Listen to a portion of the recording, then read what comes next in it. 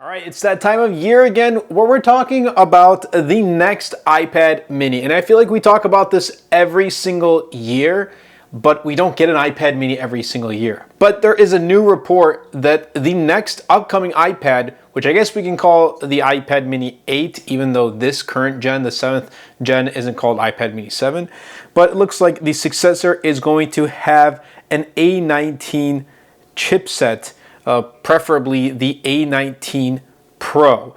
Now, this is according to information that was found in code that Apple mistakenly shared. So if you guys know me, like, I absolutely love the iPad mini. In fact, even though I talk about other iPads and I make videos about them, in the end, the iPad mini still holds out to be my only iPad that I use every single day.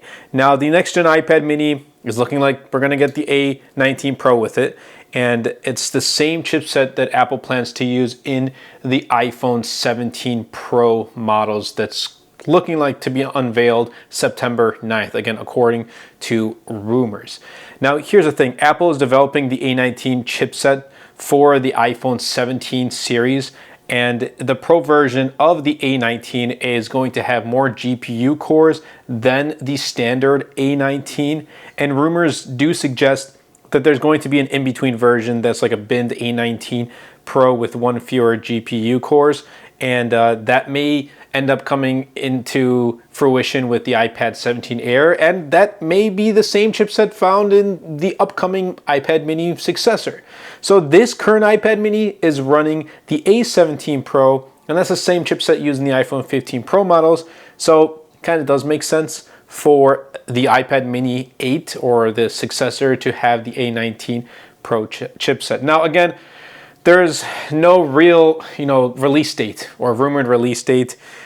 We may get it this year. Apple might throw a curveball and release just a updated spec iPad mini with an A19 Pro in October of 2025. But of course, rumors have suggested that Apple's working on an iPad mini with an OLED display for as early as launch for 2026, early 2026. And the launch timeline is unclear though, and other rumors have suggested it won't come until 2027. I'm really looking forward to an OLED iPad mini, specifically an iPad mini Pro that has like a ProMotion display. I don't at this point, I don't think we're gonna be getting it, but only one can dream, right? But we may just, again, like I said, get an iPad mini 8, or Apple may call iPad mini A19 Pro, with just that chip upgrade and really nothing else. Maybe some new colors, that's really it.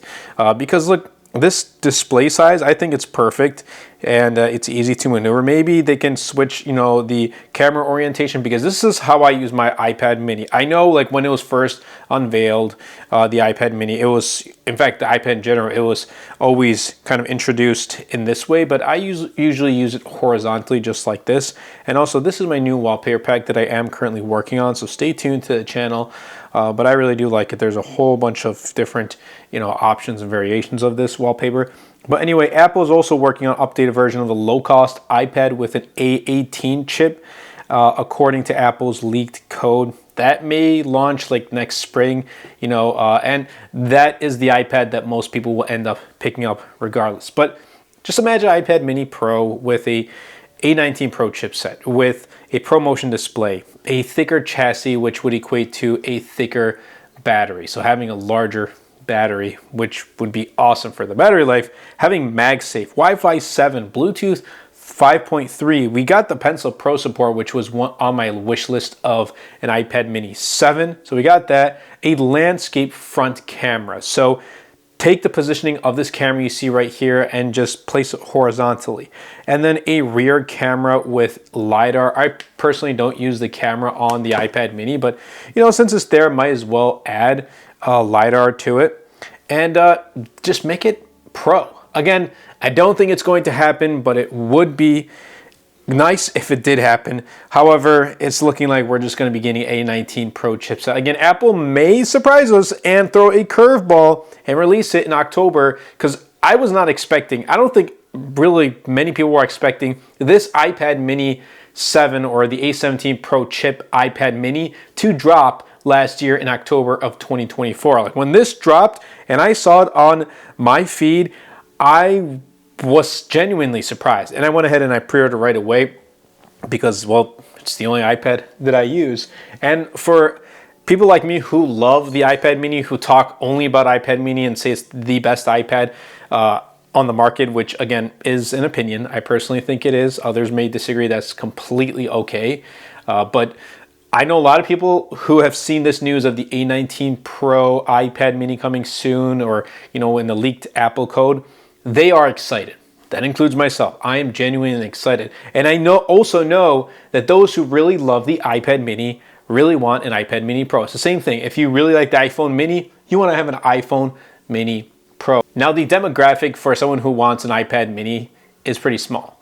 But the demographic for someone who wants an iPad mini Pro is probably even smaller, and the same thing with the iPhone mini lineup. That's probably why they got rid of it. And I've actually come across some rumors, you know, with iPhone foldables coming out, saying, oh, if, you know, there's a foldable that comes out and it's, you know, when it opens up, it's going to be the size of an iPad mini, then Apple may kind of just get rid of the iPad mini lineup, which I would actually be pretty upset about. I see why some people have that, you know, argument and say, you know, when iPhone does fold, it does become the size of an iPad mini and you don't need an iPad anymore, this and that. But I genuinely like this device. When I picked up the iPad mini 6, which was like the huge redesign from the 5th gen, it was my favorite product purchase of all time. And it still holds up there as one of my favorite purchases I've ever made. And I've been using the iPad mini as part of my daily workflow since 2021, since its redesign with the 6th generation. But this has been awesome. I mean, it's great for content consumption. It's great for, you know, content creation. It's great for just browsing the web and all that great stuff. If you are on a budget, like I kind of see myself like, hey, if I was probably in middle school or high school and I had this iPad mini, I would probably be able to make some pretty good content with what I have, you know, with Final Cut Pro, because back in the day I was using Windows Movie Maker. Final Cut Pro on iPad mini is leaps ahead, and you can do everything else essentially with, you know, having iPad OS 26. It has that redesign. Like, this is a really good iPad. You kind of have to try it out. Again, the big difference here is just the size. It's probably not going to fit a lot of people's you know, wants and needs and what they're looking for in an iPad, but for me it's perfectly fine.